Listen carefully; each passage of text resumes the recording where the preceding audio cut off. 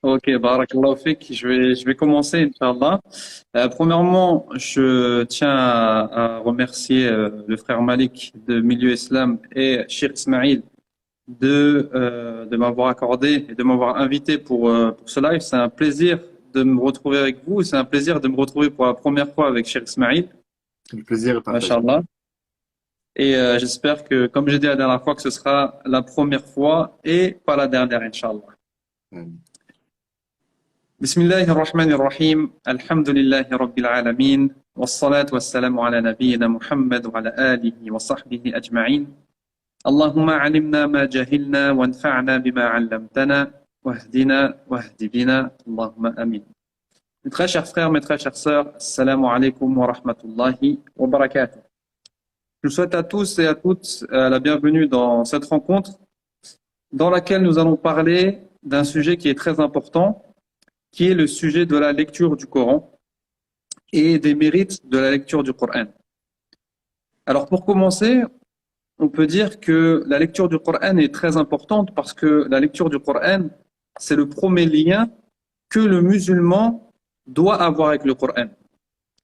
C'est la première étape, c'est la première marche qu'il va monter dans son cheminement pour devenir un compagnon du Coran. Un compagnon du Coran, qu'est-ce que c'est? C'est une personne qui met en pratique le Coran. Le prophète sallallahu alayhi wa sallam, il nous dit يُؤْتَى يَوْمَ الْقِيَامَةِ بِالْقُرْآنِ وَأَهْلِ الَّذِينَ كَانُوا يَعْمَلُونَ بِهِ فِي الدُّنْيَا. Donc, le jour de la résurrection, le Coran et ses adeptes seront présentés. Et les compagnons qui étaient autour, ils cherchaient à savoir qui étaient les compagnons du Coran, justement.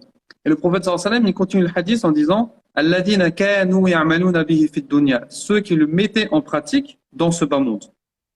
Donc, les compagnons du Coran, les adeptes du Coran ne sont pas seulement ceux qui les lisent, ceux qui les mémorisent, ceux qui perfectionnent les règles de tajwid, etc., etc., mais ce sont ceux qui le mettent en pratique.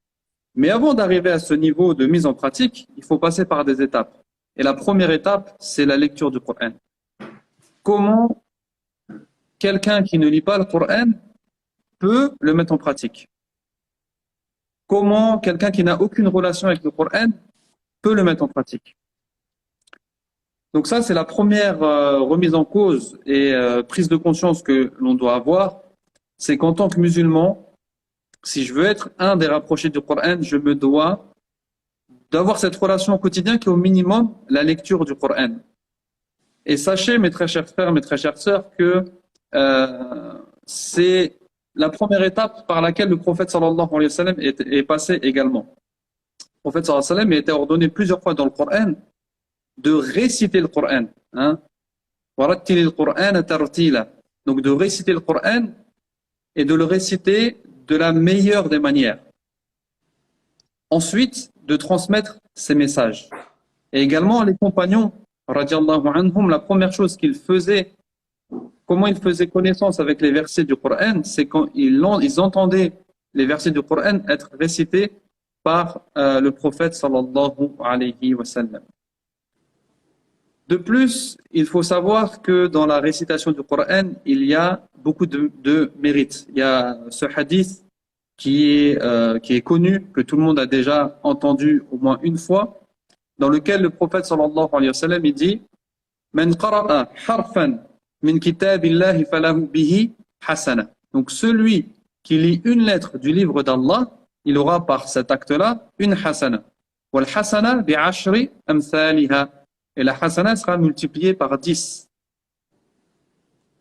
Wala aqul alif lam mim harf walakin alif harf wa lam harf wa mim harf. Et le prophète sallallahu alayhi wa sallam il précise ensuite que alif lam mim c'est pas une seule lettre, c'est que alif c'est une lettre, lam c'est une lettre et mim c'est une lettre. Donc la première chose que l'on doit faire avec le Coran, c'est de lire. Et lire le Coran, ça va premièrement purifier nos cœurs et deuxièmement, ça va avoir comme effet d'augmenter notre capital hasanat. Je voulais traiter de ce hadith et je vais faire court, Inch'Allah, pour laisser la place à Cheikh Ismail. pour vous faire prendre conscience d'une chose, c'est qu'on a tendance à expliquer ce hadith et citer ce hadith dans les mérites de la lecture et de la mémorisation du Coran. C'est vrai que ça rentre dans ça, mais il faut essayer de voir ce hadith selon une autre vision.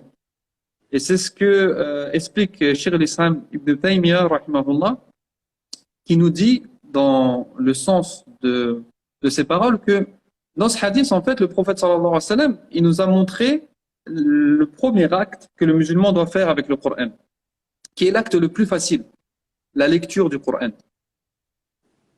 Alors si pour un acte facile, ou qui devrait être facile, nous avons beaucoup de hasanat, imaginez-vous celui qui ne va pas simplement le lire, mais qui va essayer de faire des efforts pour le comprendre. Il y aura un effort en plus, donc récompense en plus. Celui qui va faire un effort pour le méditer, effort en plus, récompense en plus. Celui qui va faire des efforts pour le mettre en pratique, encore des efforts en plus, donc récompense en plus. Il ne faut pas penser que le prophète sallallahu alayhi wa sallam a cité ce hadith en tant que but ultime de notre relation avec le Coran. At-tilawa ou al-qira'a, la récitation ou la lecture du Coran, c'est une adoration et l'une des meilleures des adorations. C'est un lien fort que l'on a avec le Coran, mais ce n'est pas le but ultime. C'est le premier pas qui nous amène à l'objectif final de la révélation du Coran, qui est sa mise en pratique. Donc, à nous de prendre ce hadith comme un point de départ et non pas comme une arrivée. Le point de départ est la mise en application du Coran et non pas la lecture. Nous devons dépasser ce stade de lire le Coran pour le lire. Le Coran, malheureusement, aujourd'hui, c'est le seul livre qui est lu pour être lu, qui est lu sans que l'on cherche sa compréhension, sa méditation et sa mise en pratique. Alors que si on revient à la racine du mot tilawa, qui vient du verbe tala yatslu, on voit qu'il y a ce sens de mise en pratique, de suivi. Dans Surat al-Shams, Allah subhanahu wa ta'ala, il dit وَالشَّمْسِ وَضُحَاهَا وَالْقَمَرِ إِذَا تَلَاهَا. Donc, par la lune lorsqu'elle suit le soleil. Et il a utilisé le verbe talaha. Donc, il y a cette notion de suivre. Donc, celui qui fait une véritable récitation du Coran, c'est celui qui lit le Coran avec l'intention de se purifier, avec l'intention de s'éduquer et avec l'intention de mettre en pratique ses recommandations. Je te laisse la parole, cher Ismaïl. Barakallah fik, cher Abdelkarim. Qu'Allah te récompense pour ce rappel autour du Coran, autour de ce hadith, sur les mérites de la lecture du Coran et déjà d'une seule lettre qui, subhanallah, vraiment. Excuse-moi, en fait, je sors d'un cours de Coran là, en fait. Je sors d'un cours de Coran et, dans lequel on étudie le Coran, en même temps, en parallèle, on lit le livre Tibyan de l'imam al-Nawawi, rahimahullah, qui a été traduit en français. Et dans ce livre, on était en train de terminer sur les mérites du Coran, où l'imam al-Nawawi, rahimahullah, évoquait que le mérite du Coran est au-dessus même du dhikr, des paroles comme Subhanallah al-Azim, Subhanallah wa bihamdih, alors qu'on connaît la récompense de ces paroles-là. Le Coran, le Coran, c'est hayatuna, c'est notre vie. C'est notre vie, on vit avec. Allah subhanahu wa ta'ala, lorsqu'il parle du Coran et que l'effet du Coran a sur le croyant, wallah, ça nous permet, ça nous remet en cause. Dans les premiers versets, Allah Jalla ala, il nous dit dans Surat Al-Anfal, إنما المؤمنون الذين إذا ذكر الله وجلت قلوبهم وإذا تليت عليهم آياته زادتهم إيمانا وعلى ربهم يتوكلون. Donc les vrais croyants ne sont seulement ceux qui, lorsqu'on mentionne le nom d'Allah subhanahu wa ta'ala, leur cœur est transpercé par est pénétré par la crainte d'Allah. Et lorsque les versets d'Allah Jalla wa Ala leur sont récités, zadathum imana, ça leur ajoute, ça ne fait qu'augmenter leur foi. Et à la base, c'est ce qu'on recherche. À la base, c'est ce qu'on recherche. On se pose beaucoup de questions. Je pense que en tant qu'acteur dans la communauté, les questions qu'on reçoit le plus souvent, c'est j'aimerais que ma foi augmente. Et quel est le remède? Et le remède, c'est le Coran. Le remède, c'est le Coran. Shifa lima fi sudur, hudan wa rahma lil mu'minin. C'est un remède pour les cœurs. Le Coran est un remède pour les cœurs. Le Coran, c'est la parole d'Allah. C'est la parole d'Allah, Rabbul Alamin. Prends juste le contexte dans lequel le Coran a été révélé. Allah subhanahu wa ta'ala a choisi le meilleur des mois pour la révélation du Coran, qui est Ramadan. Le meilleur des jours, alors la meilleure des nuits, qui est Laylat al-Qadr, la nuit du destin. Le meilleur des endroits, qui est Mecca, révélé au meilleur des hommes, qui est le prophète Muhammad alayhi salatu wassalam. Donc le Coran, c'est tout est lié, on va dire, Allah Jalla wa Ala, il a révélé le Coran dans les meilleures, on va dire, dispositions, en choisissant les meilleures personnes, en choisissant les meilleurs moyens de transmission pour qu'il arrive à ton cœur. Et lorsque le Coran arrive à ton cœur, justement, c'est ce qui fait augmenter ta foi. Comme le disait notre cheikh au début, il disait, mais pour que le Coran ait un effet sur notre cœur, ben, il faudrait déjà commencer à le lire. Il faudrait déjà commencer à lire le Coran, à lire la parole d'Allah. Un croyant ne peut pas se passer de la parole d'Allah subhanahu wa ta'ala. On a plus besoin de la parole d'Allah que de manger et de boire au quotidien. Le Coran est donc le mushaf ou la lecture du Coran doit nous accompagner dans notre quotidien. On ne peut pas se passer de la lecture du Coran. On ne peut pas s'endormir sans se dire mais Allah Jalla wa Ala ne m'a pas parlé aujourd'hui. Donc il faut que je lise le Coran. Et c'est là où je vais en venir, cher auditeur, sur un hadith. Sur un hadith que vous connaissez, vous avez déjà entendu lorsque vous lisez les mérites du Coran. Alors, il faudrait juste que je le retrouve. Voilà. C'est le hadith numéro 1001 d'Ariyad Salihin, dans le livre Le Jardin des Vertueux, le hadith de Abdullah ibn Amr ibn al-As, radiyallahu anhuma, dans lequel le prophète alayhi salatu wassalam nous dit يقال لصاحب القرآن اقرأ وارقى ورتل كما كنت ترتل في الدنيا فإن منزلك عند آخر آية تقرأها. Le prophète alayhi salatu wassalam nous dit, le jour du jugement dernier, il sera dit à Sahib al-Qur'an. À Sahib al-Qur'an. Alors le terme, je veux qu'on le garde en arabe. Sahib al-Qur'an. Yuqalu li Sahib al-Qur'an. On dira à celui qui avait une lecture régulière, familière, quotidienne avec le Coran. Iqra, lis, warqa, élève-toi en degré. Warattil, kama kunta turattilu fi dunya, et lis distinctement le Coran comme tu le faisais dans ce monde terrestre, car ton rang au paradis, le rang que tu occuperas au paradis, sera déterminé par le dernier verset que tu récitais. Alors, on va s'arrêter sur quelques points très rapides, Inch'Allah. Premièrement, dans le hadith, le prophète nous dit yuqalu li sahib al-Qur'an. On dira à celui qui avait une relation avec le Coran. Celui qui avait une relation avec le Coran.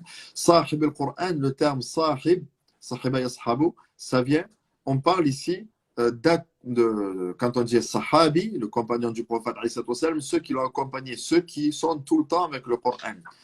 Il y a une vidéo récemment qui tournait sur le Coran versus téléphone, mais c'est une réalité. Quand on oublie notre téléphone, comment on est avec notre téléphone? Comment est-on avec notre téléphone? Dites la vérité. Le téléphone, c'est ce qui nous réveille.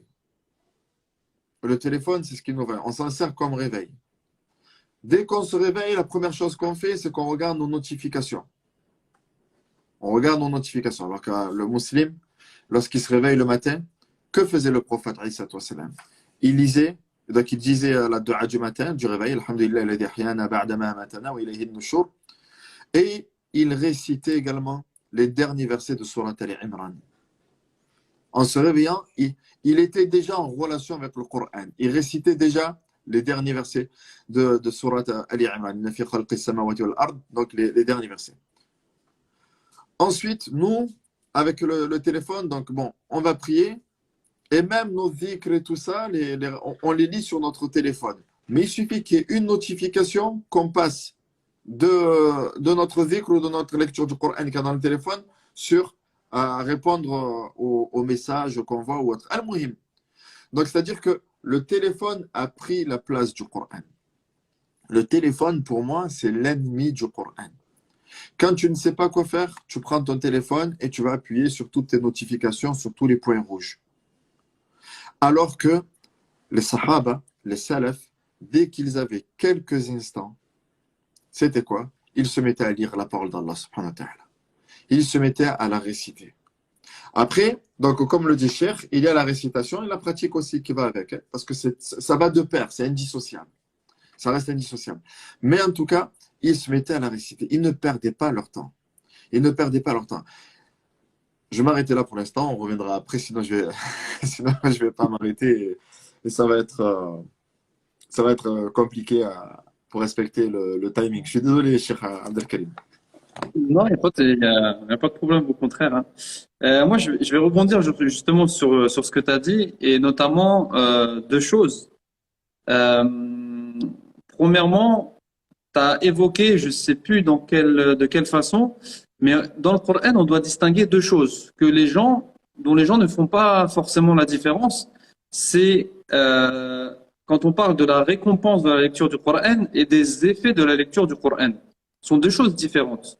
Il y a certaines personnes qui vont prendre le Coran avec l'intention d'augmenter leur capital hasanat. Ils vont lire le Coran avec une belle voix, une belle récitation, et c'est ce qui est demandé. C'est ce qui est demandé, mais pas avec l'intention de le comprendre. Il va le lire pour, pour purifier son cœur, pour se retrouver avec la parole d'Allah subhanahu wa ta'ala, mais sans avoir cette intention de le comprendre. Et donc celui qui fait ça, il va obtenir les récompenses, notamment les récompenses qui sont citées dans le hadith précédent. Mais il ne va pas obtenir les effets du Coran.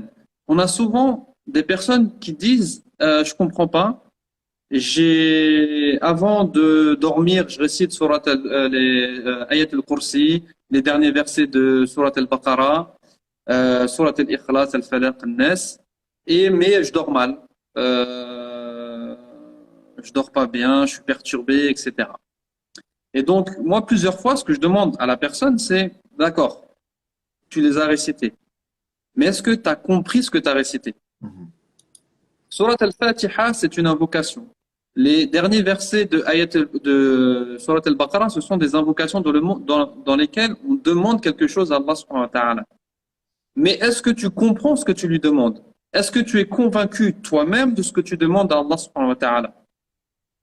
Et c'est là où on a un manquement. Nous, en tant que musulmans francophones, et je dirais même musulmans dans le monde entier, parce que même dans les pays arabophones, on a cette culture de lire le Coran et de le mémoriser avec l'intention d'avoir les récompenses, mais pas spécialement avec l'intention de recevoir les effets du Coran, donc les effets de purification des cœurs, les effets de protection contre le monde invisible, le fait de cet effet de guérison, etc., etc. Donc c'est un premier point sur lequel je voulais rebondir et et mettre le doigt pour que les auditeurs réfléchissent à ça.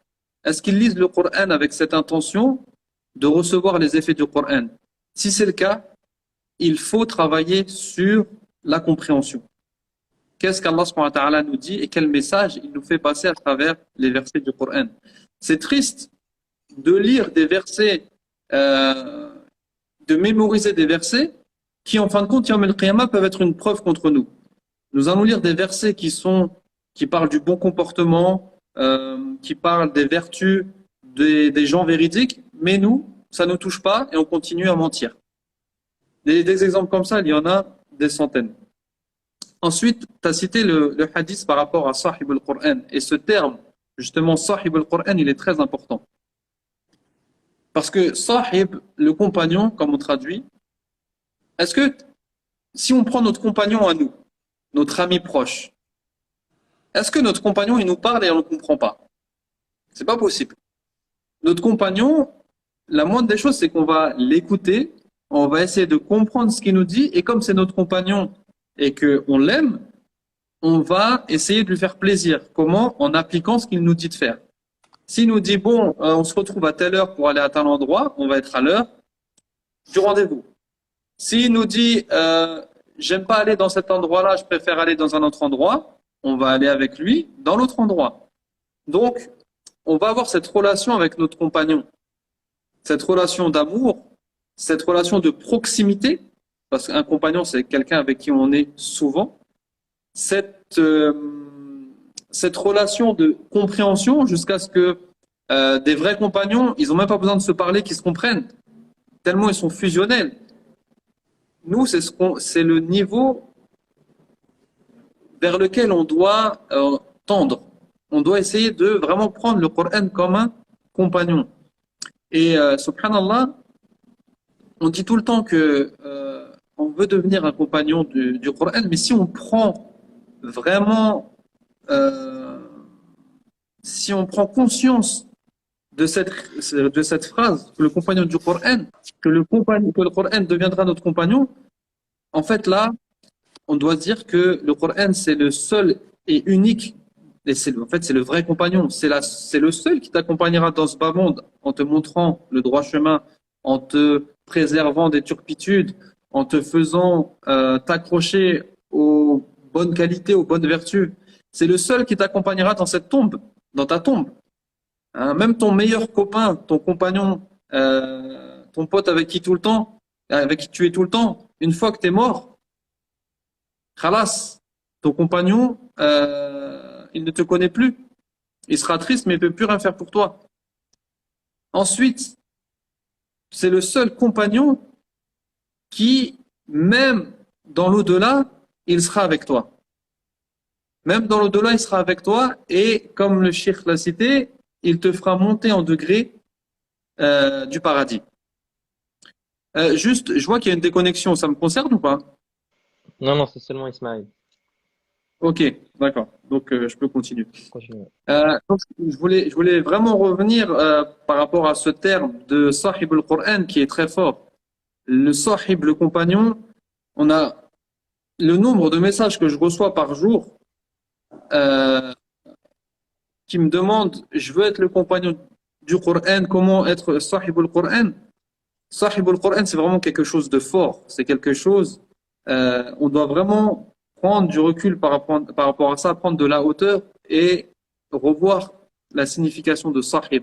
Et celui qui prend le compagnon comme Sahib, le Coran l'accompagnera dans ce bas monde, dans la tombe et dans l'au-delà, en lui faisant atteindre les plus hauts degrés du paradis. Donc celui qui médite sur ce hadith-là, khalas, il doit se pencher dès maintenant sur le Coran et sur sa compréhension. Et je finirai juste cette partie par également un point que Cheikh Ismail a souligné, c'est le fait que Allah subhanahu wa ta'ala a choisi le meilleur endroit, le meilleur moment, le meilleur des anges, le meilleur des prophètes, les meilleurs des hommes pour nous transmettre le Coran. C'est pour ça que le Coran il a cette valeur et ce pouvoir de te rendre meilleur. Et le prophète sallallahu alayhi wa sallam, il nous dit khayrukum man ta'allama al-Qur'an wa 'allama. Le meilleur d'entre vous est celui qui a appris le Coran et qui l'a enseigné. Donc tout ce qui est autour du Coran devient meilleur. Donc toi, si tu l'apprends le Coran dans un premier temps et que tu le transmets, tu fais partie de ces gens qui sont meilleurs. Et dans ce hadith-là, qui est également beaucoup cité pour encourager les gens à lire le Coran et à à le mémoriser. Il y a l'explication de Cheikh el-Islam Ibn Taymiyyah, rahimahullah, encore une fois, qui vient nous faire prendre un peu de recul par rapport à ce hadith-là, car il nous dit qu'est voulu par ce hadith l'apprentissage et l'enseignement des sens et des mots du Coran. Donc quand on parle des sens du Coran, c'est compréhension, méditation et mise en pratique. Quand on parle des mots du Coran, c'est lecture, mémorisation et tajwid. Donc il nous dit, est voulu par ce hadith, l'apprentissage et l'enseignement des mots et des sens du Coran. Les deux, ils vont ensemble. Les deux, ils vont ensemble. Ensuite, il dit, il finit par, dans le sens où, mais la priorité est l'apprentissage et l'enseignement des sens du Coran, parce que ce sont les sens du Coran qu'il faut augmenter la foi. Alors que nous, aujourd'hui, on voit qu'on se concentre que ou majoritairement sur les mots du Coran. Comme je le répète, tout ce qui a un rapport avec le Coran, c'est de la baraka, c'est un bienfait. Et on ne néglige pas cette relation que l'on doit avoir avec les mots du Coran, mais on doit essayer de trouver cet équilibre pour apprendre et enseigner le Coran avec les mots et les sens du Coran ensemble, que l'on ait des gens qui mémorisent le Coran tout en le comprenant, en le méditant et en le mettant en pratique. Tafaddal. Barakallah fik, Ustaz. L'imam al-Tabari, rahimahullah, c'est un savant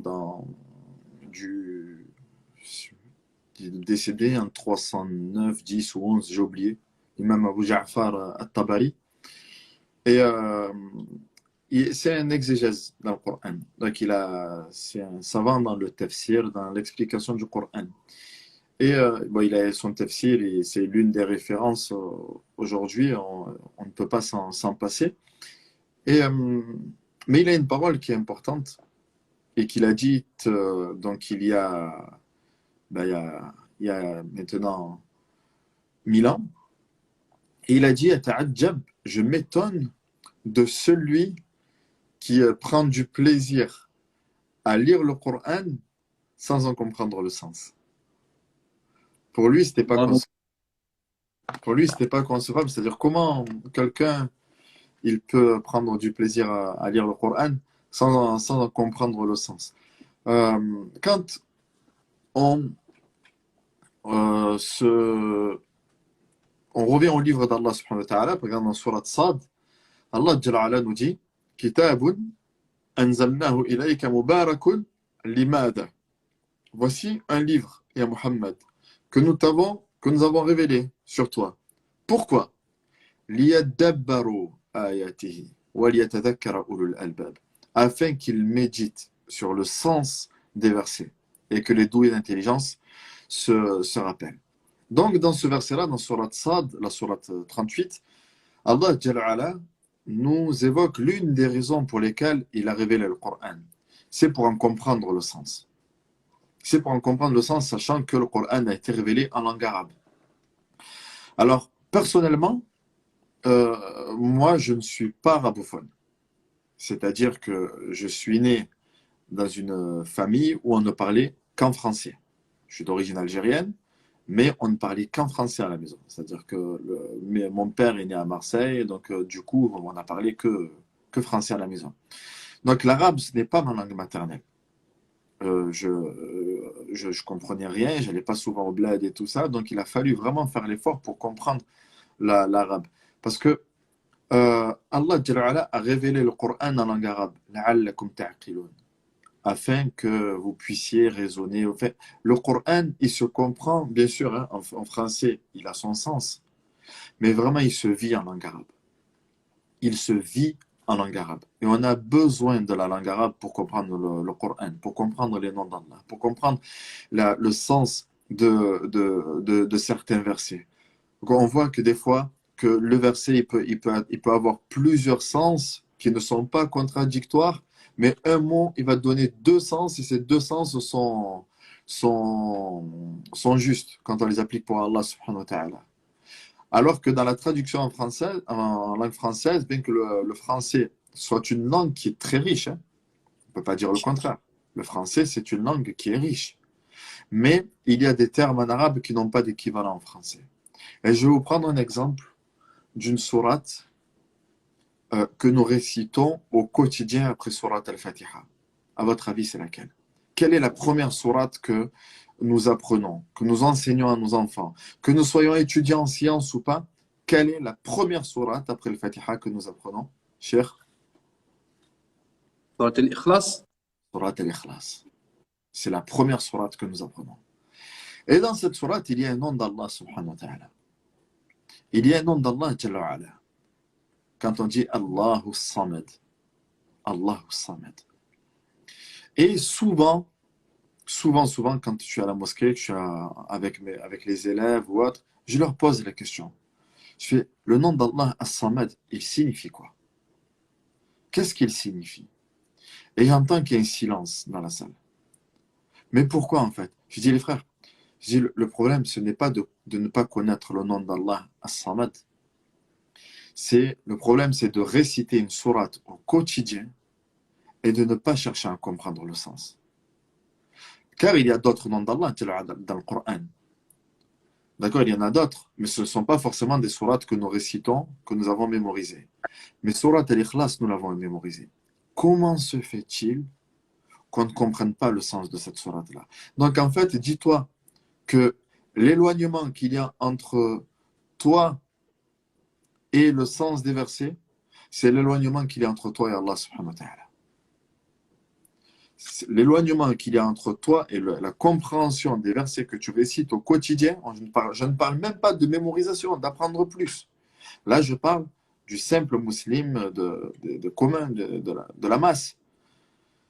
Mais ne pas comprendre ce qu'on récite, ben, ça montre l'importance qu'on donne au Coran. Je vais donner un exemple qui est très cliché, je le sais, qui est très simpliste et je vais vraiment vulgariser la chose. Mais quand tu reçois une lettre où tu vois dessus la tête de Marianne, donc tu sais que tu vas devoir... c'est là quand tu vas devoir payer. Ou alors, mais pour bien comprendre, tu vas bien la répéter 2, 3 fois et tout, tu vas appeler peut-être ton épouse, vas-y, lis, s'il te plaît, dis-moi, parce que j'ai peur de ne pas avoir bien compris et tout. Tu vas revenir, tu vas demander des explications. Parce que tu ne vas pas reposer cette feuille-là, tu vas pas... Et si tu si tu lis cette feuille, c'est parce que tu vas la mettre en pratique, tout simplement. Tu sais que si tu as reçu une lettre, c'est pour la mettre en pratique. C'est que si Marianne, elle arrive chez toi, c'est pour te dire, j'ai besoin de sous. J'ai besoin que tu fasses quelque chose. Allah, il a révélé le Coran. Le Coran, aujourd'hui, il est chez toi, il est entre tes mains. Il est entre tes mains. Qu'il soit en français ou en arabe, peu importe. Le Coran, il est entre tes mains. Tu ne peux pas passer à côté au quotidien et l'ignorer. Tu ne peux pas passer au quotidien sans lire une page et sans comprendre qu'est-ce qu'Allah Azza wa Jalla a voulu dire à travers ce verset-là. Quand Allah subhanahu wa ta'ala me parle dans le Coran, qu'est-ce qu'Allah Jalla il attend de moi? Très bien, j'ai lu. Qu'est-ce que je dois faire maintenant? Maintenant que j'ai lu, qu'est-ce que je dois faire? Cheikh Al-Uthaymin, dans son explication des 40 hadiths de l'imam al-Nawawi, il nous dit, rahmatullah alayh, concernant le hadith, Al-Qur'an hujjatun lak aw alayk. Le Coran, c'est une preuve pour toi ou contre toi. C'est un argument pour toi au jour de la résurrection, alors contre toi. Il argumentera contre toi. C'est une preuve pour toi, le Coran, si tu le lis, tu l'apprends, tu le comprends et tu le mets en pratique. C'est ça le Coran. Le Coran, c'est ça. Le Coran, il a été révélé pour être lu et pas seulement lu. Pour être appris et pas seulement. Pour être compris, comprendre le sens des versets. Et pas seulement. Et également le mettre en pratique. Et voilà, comme l'a rappelé tout à l'heure Cheikh, le sens de Tilawat al-Qur'an. Le sens de Tilawat al-Qur'an. Quand Allah nous dit dans le Qur'an, Inna alladhina yatluna kitab Allah. Ceux qui récitent le livre d'Allah. Nous, on le traduit, tu vois, par la récitation. Et la récitation en français, on sait c'est quoi. Je récite une poésie, je récite. Mais le terme en arabe, il ne veut pas dire ça. Le terme en arabe, il est beaucoup plus profond. الذين آتيناهم الكتاب يتلونه حق تلاوته أي يتبعونه حق اتباعه. Ceux à qui nous avons donné le livre, ils le récitent comme il se doit, c'est-à-dire qu'ils le mettent en pratique comme il se doit. Avant de le mettre en pratique, il faut comprendre la chose. Tu ne dois pas mettre quelque chose en pratique si tu ne l'as pas comprise. Donc tu cherches à comprendre. Qu'est-ce qu'Allah Azza wa Jalla a voulu dire? Ya ikhwan, Allah subhanahu wa ta'ala, il a révélé le Coran. Et le Coran, c'est notre vie. Le Coran, c'est notre vie. Le prophète nous dit Inna alladhi laysa fi jawfihi shay min al-Qur'an. Shay'un min al-Qur'an kal-bayt al-kharib.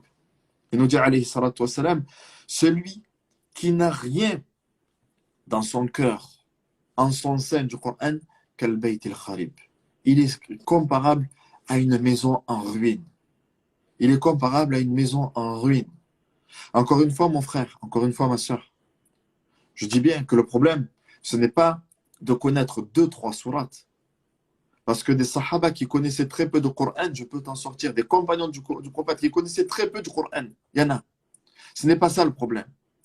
Le problème, c'est de ne pas chercher à comprendre la signification des peu de sourates que tu connais. Des sourates que tu récites. De sourates al-Fatiha. De ne pas savoir ce que cela signifie. Je ne parle pas de la traduction, mais vraiment du sens. Qu'est-ce qu'Allah dit à travers le Coran? Wallahu a'lam. Barakallahu fik, Cheikh. Wa fik al-baraka. Juste avant de prendre les questions, je vais insister sur un point qui est l'apprentissage de la langue arabe. Comme cher Ismail, moi de base je ne suis pas arabophone. Moi je suis né de père algérien et de mère française, mais élevé dans un contexte francophone. Et c'est justement cette envie de comprendre le Coran qui m'a donné envie d'apprendre la langue arabe. Si je le dis tout le temps, si le Coran il avait été révélé en langue turque ou sénégalaise, j'aurais appris ces langues-là. J'apprends pas la langue arabe pour la langue arabe. J'apprends la langue arabe en tant que moyen pour comprendre le Coran. Et si Allah subhanahu wa ta'ala il a choisi cette langue-là, c'est pas pour rien. Comme on reprend le contexte de meilleure nuit, meilleur prophète, meilleur endroit, etc., meilleure langue également. Le Coran, il a été révélé dans la meilleure langue. Je veux préciser également que les musulmans francophones ont aujourd'hui et peuvent commencer à comprendre le Coran en français. Beaucoup de travaux ont été réalisés, que ce soit dans la traduction du Coran, que ce soit dans la traduction des livres de tafsir. Donc la personne ne doit pas attendre d'être arabophone pour commencer son cheminement de compréhension du Coran. Non, c'est ce que je dis à chaque fois. Commence ton apprentissage de la langue arabe et en même temps commence ton apprentissage de la compréhension du Coran en français. Jusqu'à ce que tu sois bon en arabe pour petit à petit délaisser la compréhension du Coran en français. Mais ça, c'est un travail de plusieurs années. Il y en a beaucoup qui ont cette fausse croyance ou ce faux espoir qui est un jour je deviendrai arabophone et là je commencerai à comprendre le Coran. Non, tu fais que retarder l'échéance. Allah subhanahu wa ta'ala a permis qu'on ait des outils en langue française. Pour l'instant, utilisons ces outils. Et petit à petit, avec des du'a, avec des efforts, avec des progrès dans la langue arabe, on pourra délaisser petit à petit la langue française pour s'attacher à la langue arabe. Et vous allez voir que lorsque vous comprenez le Coran en langue arabe, ça n'a rien à voir. C'est un autre monde, c'est un autre univers. Et je souhaite à tout le monde de pouvoir goûter à cette douceur. Amin. Barakallahu fikum. Alors, on va commencer les questions. Donc, ceux qui souhaitent poser des questions, ils utilisent la boîte des questions en bas, c'est le point d'interrogation. Avant de commencer les questions, je vous demande tous d'aller vous abonner au compte d'Abdelkarim, c'est Vivre le Coran, et d'Ismaïl, pour aller voir leur travail directement sur leur page. Donc, on a une question Et d'acheter ce livre également. Pardon, excuse-moi, je Oui, t'ai voilà. mal dit. J'allais rebondir sur ça. Et d'acheter ce livre, le livre qui a été écrit par Cheikh Abdelkarim, que j'ai lu, et qu'Allah te récompense, parce que c'est bien aujourd'hui qu'on ait vraiment des personnes qui racontent leur expérience autour du Coran, et qu'on ne soit plus juste dans la traduction de certains livres en arabe, en français. Là, vraiment, personnellement, sur ton parcours en Égypte, je suis également parti aussi en Égypte, je t'assure que je me suis reconnu aussi dans le parcours, parce qu'à un moment, donc, dans le Coran, quand je suis parti en Égypte, il me restait un quart du Coran à terminer. Bon, à un moment, tu sais, voilà, je me suis mis à fond. J'ai terminé ce dernier quart-là. Mais pareil, je t'assure que j'étais là-bas, mais j'étais à un moment où c'était une période de ma vie où vraiment je me sentais au plus bas. Autant en Subhanallah. termes de mémorisation, euh, j'avais appris beaucoup plus. J'étais donc sur la fin, j'étais en train de le terminer. Euh, mais autant je me sentais pas plus éloigné de la parole d'Allah que ça. Parce qu'en fait, c'est vrai qu'en termes de quantité, d'accord, tu es là, bon, après là, je parle même pas de la mémoire, de la révision et tout, qui jusqu'à aujourd'hui m'est difficile, mais le sens des versets. Et vraiment, quand les Sahaba ils disaient que on se concentrait sur le sens des versets, on apprenait quelques versets, une dizaine de versets, et après on ne passait pas au verset suivant tant qu'on ne comprenait pas. On- c'est sûr que si on pose la question qui a, par exemple, le surat al-Baqarah, j'ai dû mettre euh, entre 2 et 3 semaines pour la terminer à l'époque. Et alors qu'on sait que Omar ibn Khattab a mis 12 ans. Est-ce que moi j'ai une meilleure mémorisation que Omar ibn Khattab, qui lui est arabophone comme pas possible, mais parce qu'on s'est beaucoup concentré sur la quantité et peut-être pas assez, la qualité. La qualité qui se fait avec l'apprentissage de la langue arabe. Cheikh l'a répété, on le répétera jamais assez. Et, euh, faites pas cette erreur-là. Apprenez l'arabe avec. Apprenez l'arabe. Vraiment, l'arabe, c'est le lien avec le Coran. C'est le lien. Allah Jalla Ala a choisi la langue arabe pour le Coran. Je termine là-dessus avec peut-être une petite blague, quoi. C'est pas une blague, mais bon. Vous savez, des fois, quand les blagues du bled, là, quand on les raconte en arabe, après, quand on n'a rien compris, quelqu'un il te traduit en français. Et tu te dis, mais la blague, qu'est-ce qu'elle est bidon? Mais après, il te dit, non, mais en fait, elle fait rire, mais il faut la comprendre en arabe. On va te dire, ça, tu la comprends que quand c'est en arabe. Donc là, on parle juste de blague bidon. Alors, qu'en est-il de la parole d'Allah, subhanahu wa ta'ala? Qu'en est-il de la parole d'Allah, Jalla wa ala? C'est, on a besoin, pour comprendre, pour vivre le Coran, on a besoin de la langue arabe. Wallahu a'lam. Et voilà, promis, j'interviens plus, Malik.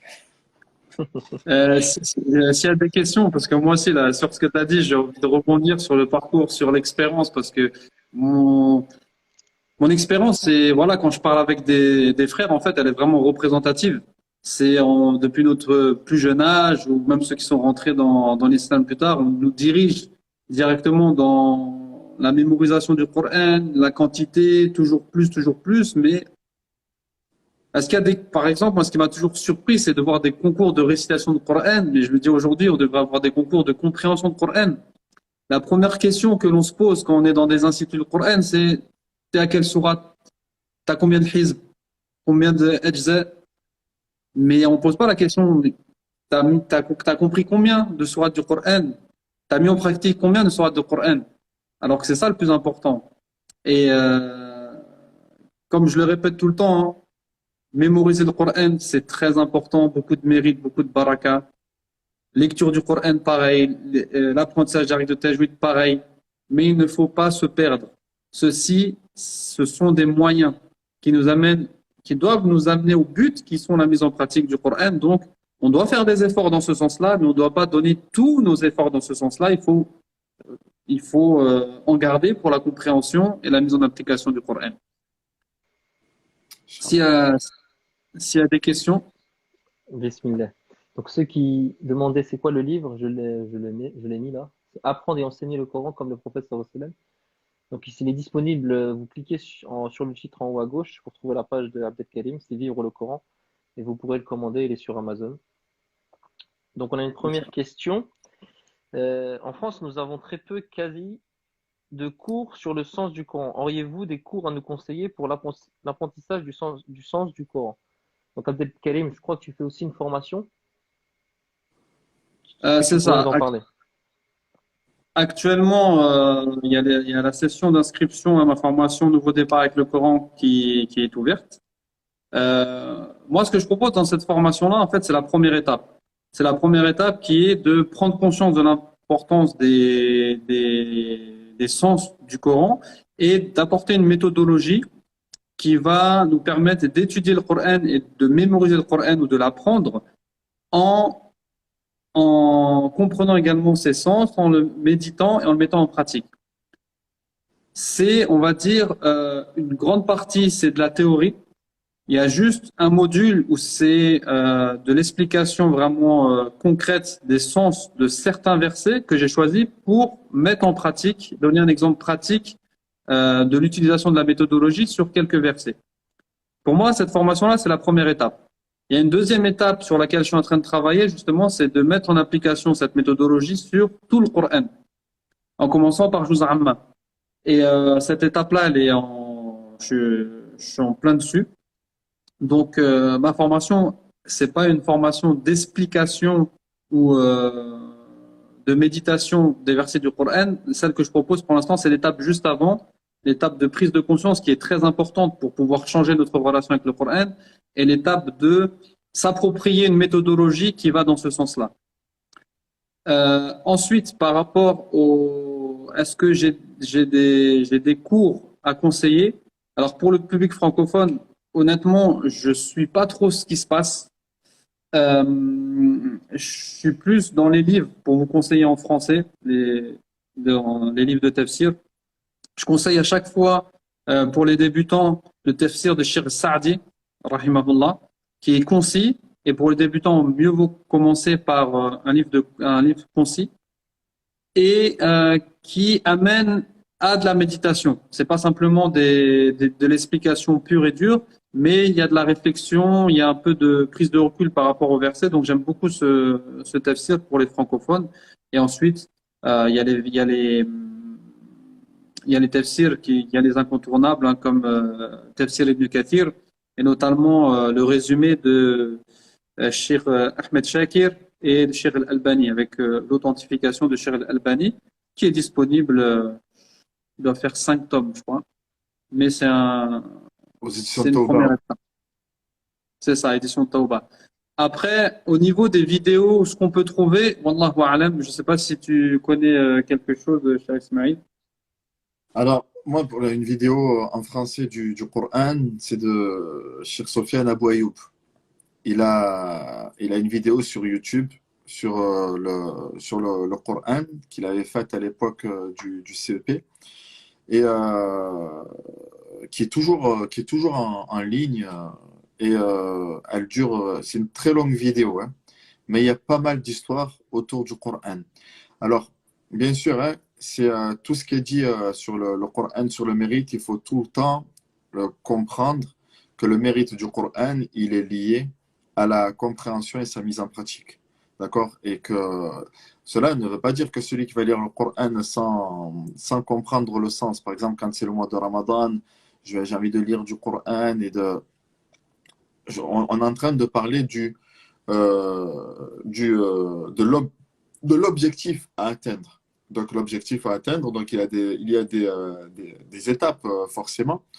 Mais voilà, enfin, c'est-à-dire, cette vidéo-là, il parle vraiment beaucoup aussi du mérite du Coran. Je veux juste que vous reteniez le lien entre la récitation et la pratique, Inch'Allah Ta'ala. Voilà, c'est une vidéo moi, que je recommande souvent enfin, voilà. Barakallahu fik. Alors, on a une question. Comment méditer le Coran? C'est que on pourrait faire un cours sur ça, mais avec vos mots, en étant assez rapide. Alors, moi, à chaque fois qu'on me pose cette question-là, en fait, je renvoie à 2 vidéos que j'ai faites sur ma chaîne YouTube Vivre le Coran, dans lesquelles j'avais répondu à ces questions. C'est 2 longues vidéos, hein, pareil, 2 vidéos de plus d'1 heure, mais parce que c'est un sujet pour lequel on ne peut pas répondre rapidement comme ça. La méditation du Coran, c'est un concept, c'est quelque chose que l'on doit travailler, c'est une méthodologie, parce que beaucoup de personnes confondent méditation du Coran et tafsir approfondi du Coran. La méditation du Coran, c'est autre chose. La méditation du Coran, c'est comprendre ce qu'Allah subhanahu wa ta'ala veut de nous par la révélation du verset que l'on est en train de lire, c'est s'approprier le verset, c'est essayer de le faire pénétrer dans nos cœurs, donc le faire passer de notre raison à notre cœur, parce que quand on parle de méditation du Coran, on va parler des émotions, on va essayer de faire entrer en jeu les émotions, on va essayer de faire notre bilan, de se poser les questions où j'en suis moi par rapport à la recommandation de ce verset-là. Est-ce que je mets en pratique? Est-ce que je mets pas en pratique? Si je mets en pratique, est-ce que je le mets bien en pratique ou où j'en suis dans la qualité de ma mise en pratique? Si je mets pas en pratique, pourquoi je ne mets pas en pratique? Ensuite, on va essayer de se projeter. Hein. Qu'est-ce que j'ai à gagner à mettre en pratique ce verset? Qu'est-ce que j'ai à perdre à ne pas mettre en pratique ce verset-là? Qu'est-ce que j'ai à gagner à faire la prière? J'ai à gagner le paradis, le fait d'être musulman, l'éloignement des péchés, etc., etc. Qu'est-ce que j'ai à perdre à ne pas faire la prière? Pour certains savants, je suis mécréant. Pour d'autres, au mieux, je suis un pervers. Je risque l'enfer.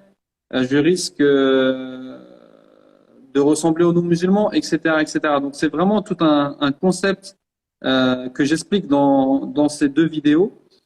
Et il y a des leviers qui peuvent nous aider à la méditation. Mais voilà, je préfère traiter le sujet d'une manière complète et donc de renvoyer vers mes vidéos de méditation sur ma chaîne YouTube. Tu as quelque chose à rajouter, cher Ismaël? Je crois Ismaël, il a un souci au niveau du réseau. Donc je vais le rappeler tout de suite. Donc ceux qui souhaitent avoir des informations sur la formation de Abdelkarim, vous appuyez sur le titre en haut à gauche et vous retrouverez la page Vivre le Coran. Vous aurez toutes les infos ainsi que le lien pour acheter le livre Apprendre et enseigner le Coran comme le prophète sallallahu alayhi wa sallam. Alors, est-ce que dans votre formation, on avance dans la compréhension du Coran?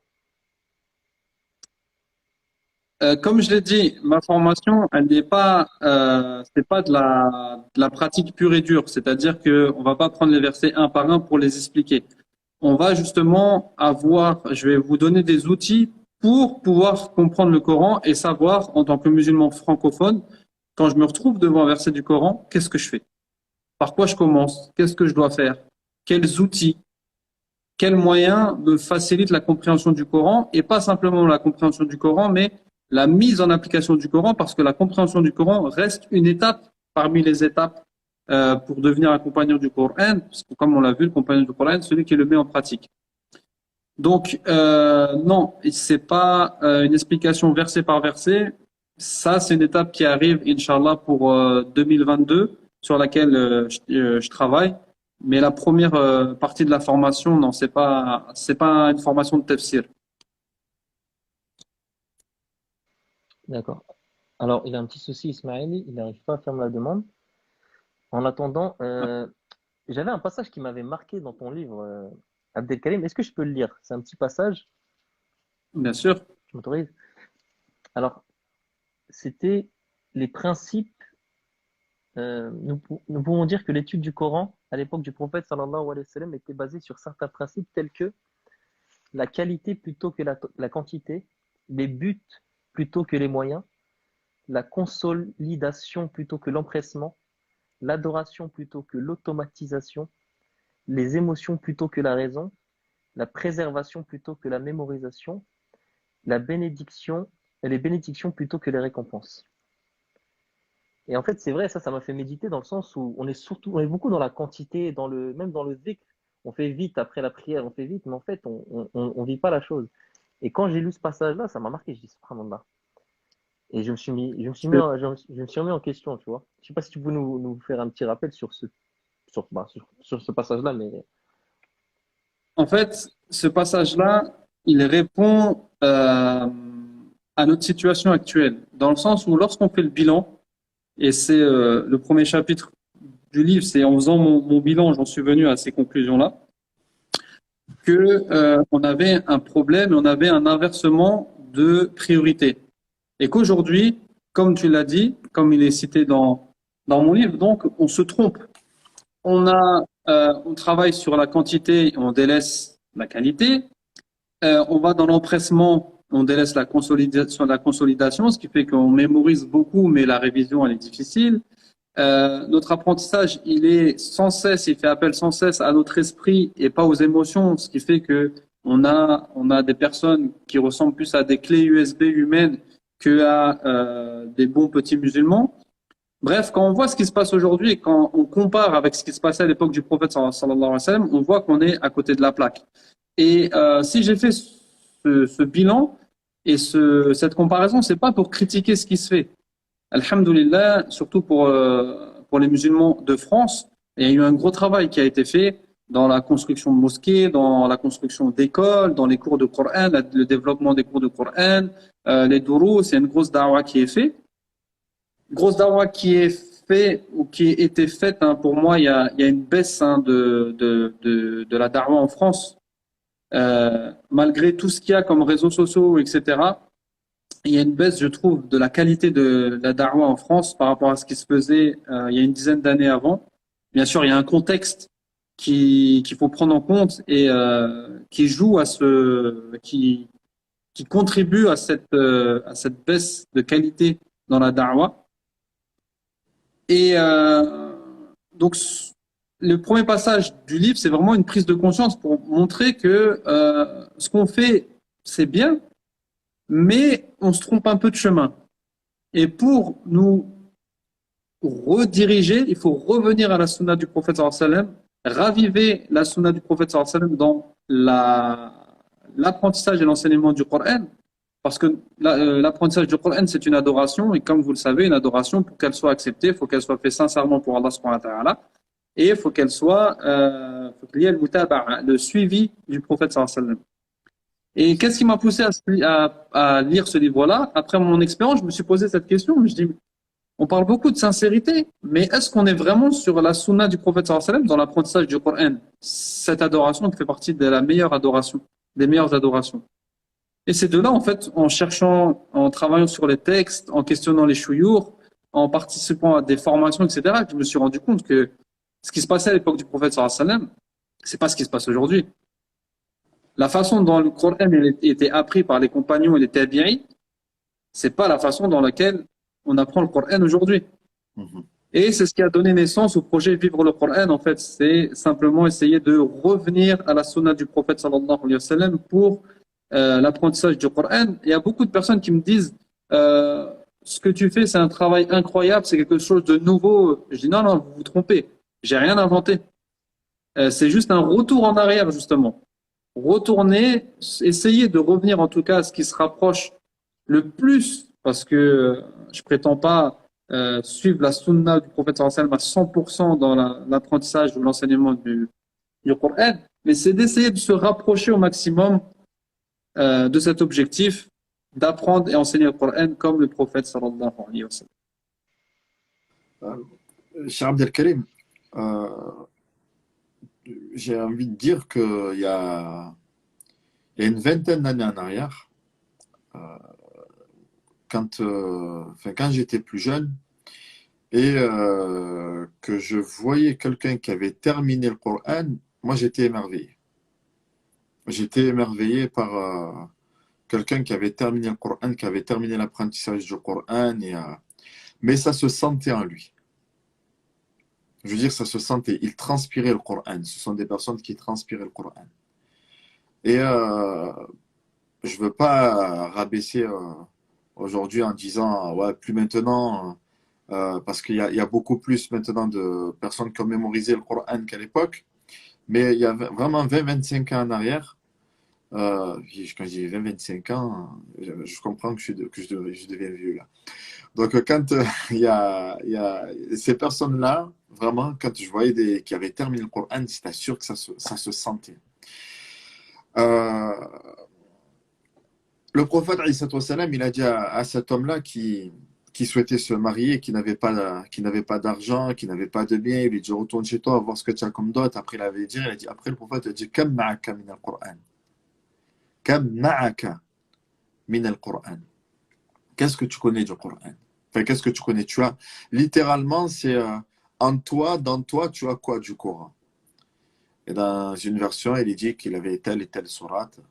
Et le prophète, alayhi salatu wassalam, il a dit Ankahtukaha bima ma'aka min al-Qur'an. Je te la marie en fonction de ce que tu as en toi dans le Coran. Dans un autre hadith, Omar ibn al-Khattab, il avait convoqué donc le gouverneur de Mecca, Abu al-Harith al-Khuzai, et il lui a dit qui tu as laissé derrière toi pour qui tu as les rênes de la Mecque. Il a dit Ibn Abi Abza. Et Omar il dit mais qui est Ibn Abi Abza? Il dit Mawlan min Mawalina. Il répond le gouverneur que c'est un des esclaves de la Mecque. Donc on ne va pas revenir sur le sujet de l'esclavage et tout ça, mais en attendant, on retient que quand même c'est un esclave qui gouverne la Mecque, la ville la plus importante. Omar lui dit, tu as laissé un esclave gouverner la Mecque, et dit Amir al-Mu'minin, innahu yahfad surat al-Baqara wa alim fi al-mawarith ou fi al-fara'id. Il dit, ya Amir al-Mu'minin, j'ai pas laissé n'importe qui, j'ai laissé quelqu'un qui connaît surat al-Baqara. Ça sous-entend quoi? J'ai laissé quelqu'un qui connaît surat al-Baqara et qui connaît aussi les règles de l'héritage. Aujourd'hui, on connaît combien de personnes qui connaissent surat al-Baqara? Énormément. On connaît, ça y est, maintenant, il y en a, à l'époque, on était peut-être un peu, mais là, maintenant, alhamdoulilah, il y en a qui connaissent al-Baqara. Mais lui, il a dit, Amir al-Mu'minin, c'est bon, il connaît surat al-Baqara. Donc, il connaît surat al-Baqara, il est apte à gouverner la Mecque. Et il dit, radiyallahu anhu, il dit, inni sami'tu nabiyyakum yaqul, inna Allah yarfa'u bihadha al-kitab aqwaman wa yada'u bihi akharin. Certes, Allah va élever, ou élèvera certaines personnes par le Coran et il en rabaissera d'autres.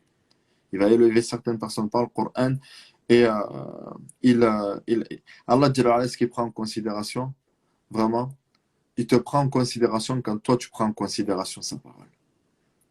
Allah Jalla, il te prend en considération si toi tu prends en considération sa parole. Si toi maintenant sa parole tu la délaisses, Nasullah fanasiyahum. Ils ont oublié Allah et Allah Jalla les a oubliés. وكذلك أتتك آياتنا فنسيتها وكذلك اليوم تنسى.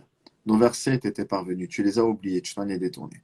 Aujourd'hui, te voilà oublié. Wallahu a'lam. En tout cas, je pense que c'était rapidement, que c'était un passage nécessaire au début de revenir sur le Coran, de l'apprendre et tout. Et je pense que c'est justement cet apprentissage-là et cette soif de comprendre de cette application du Coran qui aujourd'hui nous pousse à aller vers une nouvelle ère qui allait de la mémorisation à la compréhension, alors de la quantité plutôt vers la qualité.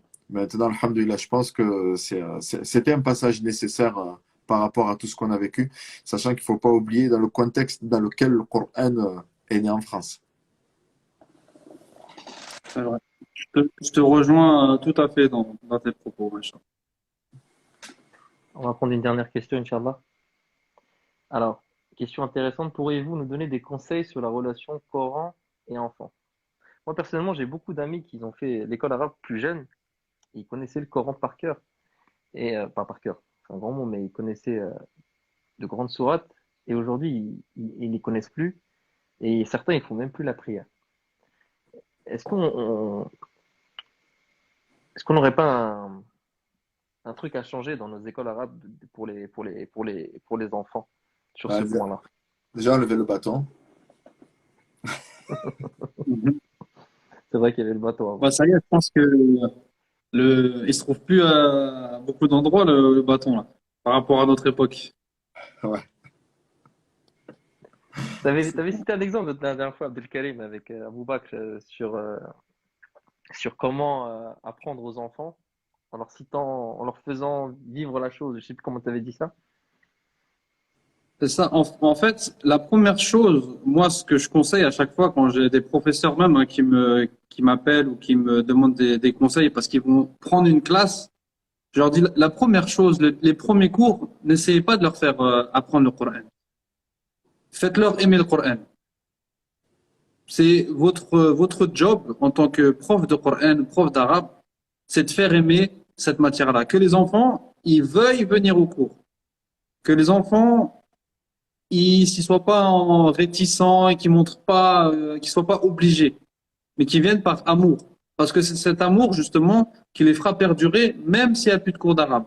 Exactement. Malheureusement, aujourd'hui, euh, quand on peut forcer les enfants à aller en cours d'arabe, donc quand ils ont 5 ans, 6 ans, jusqu'à 11, 12 ans, on les force. Et malheureusement, quand ils vont en cours d'arabe, au cours du Coran, là, il y a eu une évolution quand même, mais ils ne trouvent pas le même confort ou le même luxe que lorsqu'ils vont au collège ou quand ils vont dans l'école française. Premièrement, ils comprennent rien souvent. Deuxièmement, les profs ne sont pas toujours pédagogues. Avant, on était assis par terre, même quand il faisait froid, ou sur des chaises qui nous faisaient mal, etc. Donc, c'était pas les meilleures conditions. Et ça peut dégoûter, avoir l'effet inverse pour un enfant. Pour lui, Coran est égal cours de Coran est égal professeur méchant, pas aimant, etc. Donc, je délaisse. La première occasion que j'aurai pour délaisser le Coran, je délaisserai. Et en fait, ce que je dis aux professeurs, c'est qu'il faut planter des graines dans les cœurs de nos enfants. Ça, c'est le premier conseil. Planter des graines pour qu'il y ait l'amour. Un enfant qui a l'amour du Coran, il perdurera, Inch'Allah, dans le Coran. Deuxième chose, c'est de toujours créer des cours vivants. Et quand je dis vivants, en fait, c'est des cours qui ont un rapport avec leur quotidien. Moi, je m'en souviens, quand je donnais des cours aux enfants, j'utilisais à chaque fois les événements, par exemple Halloween, Noël, quand il y avait un rappeur qui faisait le buzz, et ben je me renseignais sur ce rappeur pour en parler avec eux. Et je cherchais des sourates ou des versets qui justement parlaient de ces choses-là. Et je leur expliquais la vision de l'islam par rapport à ces choses-là. Je leur imposais rien du tout, mais je leur disais comment le musulman devait voir ces choses-là. Et ce qui fait que les enfants, ils trouvaient le cours intéressant. Et je leur laissais la parole également. C'était des débats, chacun pouvait donner son avis, échanger. Mais ensuite, il y avait toujours le retour vers le Coran. Et une fois que l'enfant il sait que telle sourate, c'est un rapport avec tel contexte ou telle situation, et que lors de cette situation, je dois avoir tel comportement, et là, on a des enfants qui appliquent le Coran. On a des enfants qui ont le comportement du Coran. Donc ça, c'est les deux conseils que je donne à chaque fois, c'est de planter les graines dans les cœurs de nos enfants et de toujours faire un rapport avec le contexte actuel et la vie qu'ils vivent. On ne peut pas leur parler tout le temps des compagnons et remettre les contextes des compagnons alors qu'eux, ils sont au collège, entourés de non-musulmans. La télévision, ça fait que de cracher sur l'islam. Le hijab, on entend des fatwas comme quoi c'est pas obligatoire.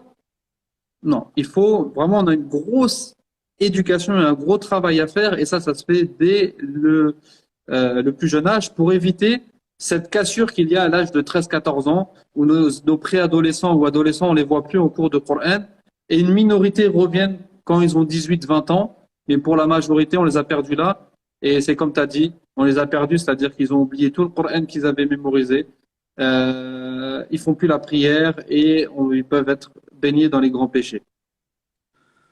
Barakallahu fik, Cheikh Abdelkarim. Je vais aller dans ton sens. Je vais évoquer deux points. Un de mes chouïrs du Coran, quand on lui a parlé donc la relation Coran-enfant, il nous a rappelé Surat al-Rahman. Surat al-Rahman. Et comment débute Surat al-Rahman? Al-Rahman, c'est quoi la suite? Allama al-Qur'an. C'est-à-dire que la première rahma d'Allah Jalla Ala, la première miséricorde qu'Allah Jalla Ala évoque avant même la création de l'homme, c'est Allama al-Qur'an. Il enseigne le Coran. Et l'enseigne donc il nous dit que l'enseignement du Coran se fait avec rahma. Elle se fait avec miséricorde. Ça, c'est le premier point. Et le deuxième point, qu'est-ce qu'on attend de nos enfants? Qu'ils mémorisent le Coran ou qu'ils aient le comportement du Coran? Quand on dit, voilà, on donne des cours du Coran, on attend d'eux qu'ils aient quoi? Une mémorisation du Coran ou alors qu'ils aient un comportement du Coran. Alors, moi, je ne vais pas vous mentir, pour être dans l'enseignement depuis plusieurs années, Je suis passé par le côté on enseigne et tout, les quantités, il faut que vous appreniez, tac, tac, tac, voilà. Et mais après, tu sais, tu le sens, l'enfant, qu'il est dégoûté d'être là. Que tu le sens, l'enfant, qu'il n'est pas là parce qu'il a envie d'être là. Il est là parce que on lui a imposé. S'il pouvait rester chez lui, jouer à la play, ou alors aller jouer au foot, ou alors aller à... Voilà, c'est tout. Sa vie, c'est ça. Alors, on a changé un peu nos méthodes. Sur les 2 heures, sur les 2 heures de Coran, ben il devait avoir 30 minutes. 30 minutes aller à la fin ou alors au début sur le Coran. Et après, tout le reste, on parle. On faisait que parler. Justement, on donnait des exemples d'actualité qui touchaient la jeunesse, qui les touchent à eux. Parce qu'il faut se mettre... il faut arrêter de se mettre des œillères en face des yeux, un voile. Ils sont dans un monde qui est très violent. Nos enfants sont dans un monde qui est très violent. On l'a vu récemment avec la dernière série sur Netflix, Squid Game. Ils ont parlé que de ça. Les petits, ils ont parlé que de ça. Ils ont parlé que de cette série-là.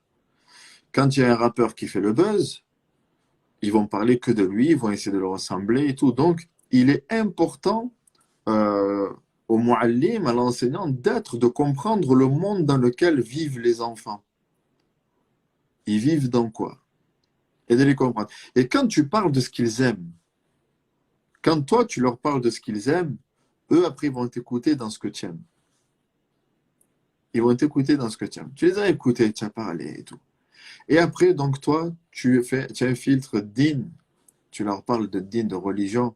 Et comment, justement, l'islam nous appelle à quoi à travers ces propos-là? Donc, vous savez, le rap, le dégât du rap, ce qu'il fait, les paroles comme elles sont violentes et les paroles comme elles sont rabaissantes pour les femmes et tout. Mais et ces chansons-là, ils les connaissent par cœur. Ils les connaissent par cœur et les sourates, ils les oublient. Donc, il y a un problème ici. Et si les personnes ont arrêté la prière, ils ont arrêté, ben, c'est parce que on n'a pas cherché à ce qu'ils soient, qu'ils aient un comportement du Coran, mais juste qu'ils apprennent des textes qu'ils ne comprennent pas. Et en plus de ça, donc certains ont été violentés, ont été si, donc c'est normal que tu n'aies pas envie de venir. Mais c'est logique. Et même nous qui, entre guillemets, je dis bien entre guillemets, nous qui se prétendons investis dans les sciences religieuses ou dans la religion ou autre, quand on dit il y a cours de tel shir, dans tel endroit et qu'il faut se déplacer 1 heure, 1 heure et demie pour y aller et après être là-bas et être serré dans le froid, ben même toi, tu n'as pas envie d'y aller. Même toi, tu n'as pas envie d'y aller alors que tu te prétends investir. Donc, qu'en est-il d'un enfant qui, lui, a besoin de s'amuser, a besoin de... Donc, il faut que la mosquée, ou alors l'endroit dans lequel il étudie, il faut que lui soit content d'y aller. Il faut vraiment qu'il soit content, mais heureux d'y aller. Je termine là-dessus, j'ai mes petits, les derniers, qui, eux, ils ont un mu'allim, ils sont amoureux de lui. Ils sont amoureux de lui. Si je veux les punir maintenant, je dois leur dire non, ben vous n'allez pas au cours ce soir. Si je dois les punir. Ils sont amoureux de lui, qu'Allah il le préserve, qu'Allah il l'élève, qu'Allah il lui accorde le paradis à lui, à sa famille. J'ai jamais vu, je dis pas ça, j'ai jamais vu des enfants, pas que les miens, que quand ils sortent de l'école, vite, il faut aller au cours d'arabe. Il faut aller apprendre. Et en plus de ça, subhanallah, et je vois les résultats qu'il a dans le Coran, dans l'amour qu'il leur transmet, que je ne vois pas moi dans l'enseignement que j'ai eu en je ne sais combien d'années.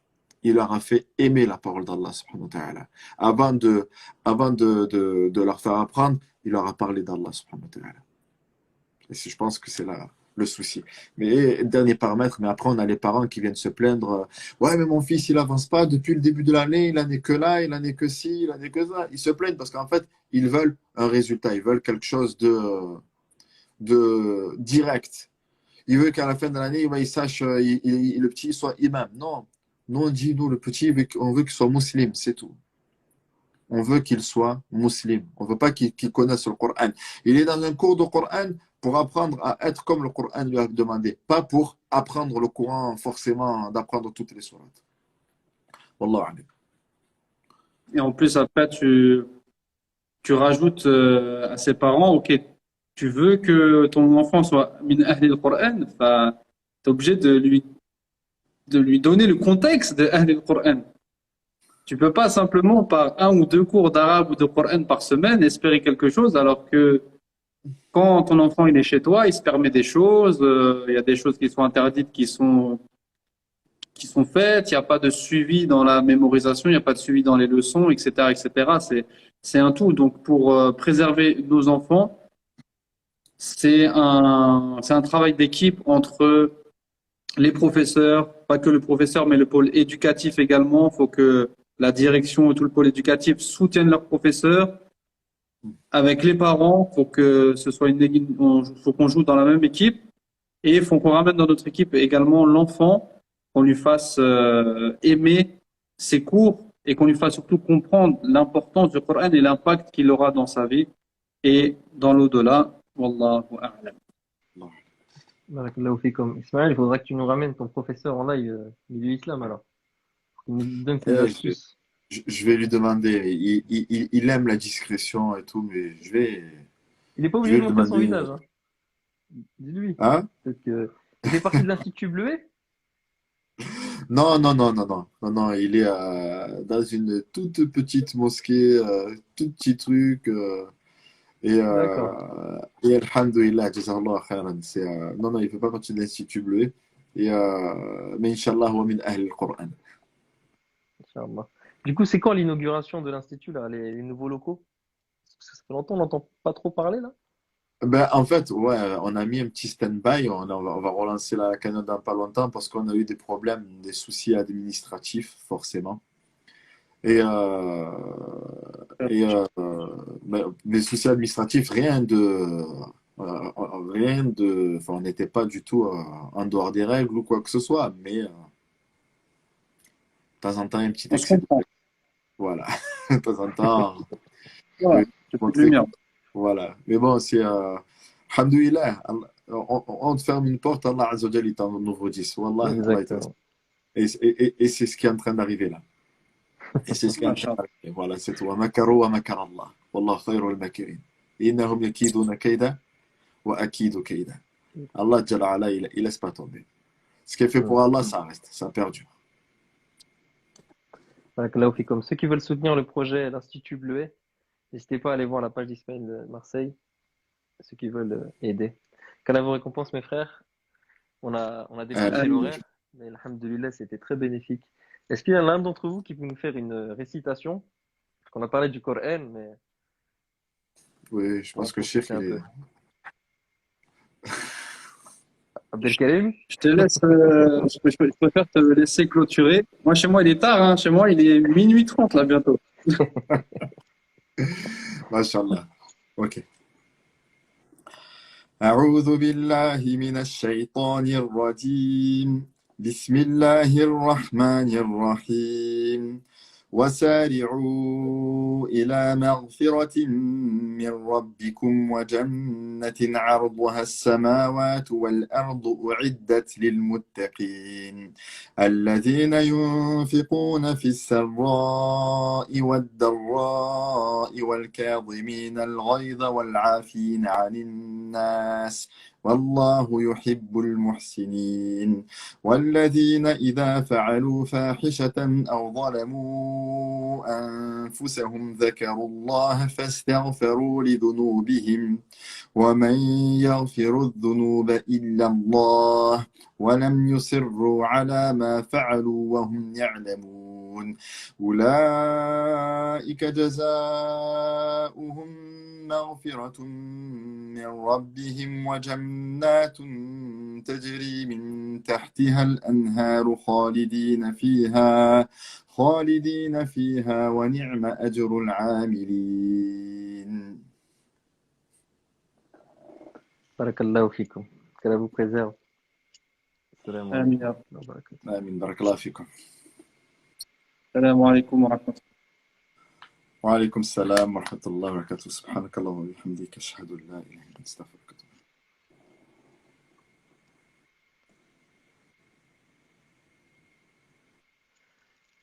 Donc ceux qui souhaitent retrouver les infos d'Abdel Karim, vous cliquez, vous allez retrouver dans ma story, la prochaine story que je vais faire, le lien pour sa formation. Et ceux qui veulent aider l'Institut Bleuet à finir les travaux de la mosquée, je mettrai aussi un lien dans ma future story. Ceux qui veulent retrouver le replay, il faut s'abonner sur le compte numéro 2 Milieu Islam. Vous cliquez sur le titre en haut à gauche. Vous trouverez milieu.islam, c'est le compte numéro 2. Vous retrouvez tous les replays de tous les lives. On se retrouve demain pour un nouveau live. Et jeudi, Inch'Allah, qu'Allah vous préserve et qu'Allah nous accorde la sincérité dans tout ce qu'on fait. Assalamu alaikum wa rahmatullahi wa barakatuh. قد عظمت فللأمجاد بانيها ومن يسعى إلى العليا سيدركها بما فيها ويبني مجده جدلا فروح الفذ يعليها ليصبح همة ترويها للعليا مغانيها عن العليا مغانيها لينسج للعلا قصصا هنا أحلام ترويها لينسج للعلا قصصا هنا أحلام ترويها الأمجاد قد عظمت